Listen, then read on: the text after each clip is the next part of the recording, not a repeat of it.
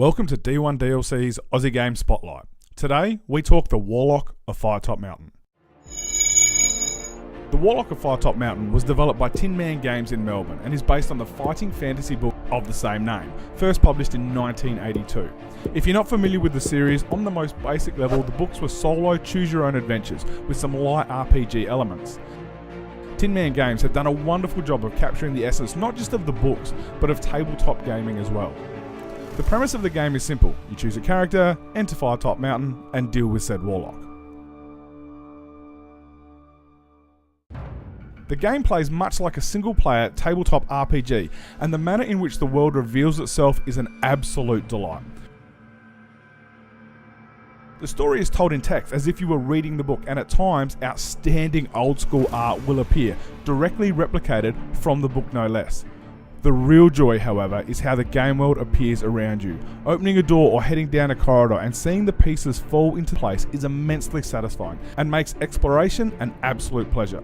I cannot speak highly enough of this. I absolutely loved watching each new room appear, one layer at a time. There is also a surprising variety in the environments, including the excellent randomised 2-level maze you'll negotiate later in the game. The Warlock of Firetop Mountain doesn't play like a traditional RPG. Backtracking is rarely an option, and once you leave an area, you can expect not to see it again. This can be a little frustrating at first, but two realisations made me come to appreciate this excellent design choice. Firstly, it plays like a book. You go forward in a book, you don't go backwards. In that context, it makes perfect sense. Secondly, this is a game that's meant to be played through a number of times. There is a huge roster of characters which are, other than the starting 4, purchased with souls earned by defeating monsters within the mountain. Each character plays slightly differently and has their own side quests, making multiple trips through the mountain well worth it. There is also a number of ways to get past the monsters and traps you'll face, and not all options are available to all characters, further altering every trip you take. You should also expect to die, probably a lot early on. Learning the best way to traverse through the dungeon is a large part of the game, and you can do far worse than map it out with a pen and paper. It will make multiple playthroughs much quicker and increase your chance of success significantly.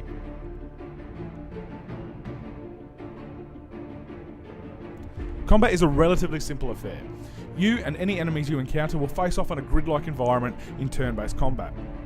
At first it can seem a little bit random, and the monsters can sometimes feel like they're impossible to beat, until you realise that each has its own pattern of movements and attack.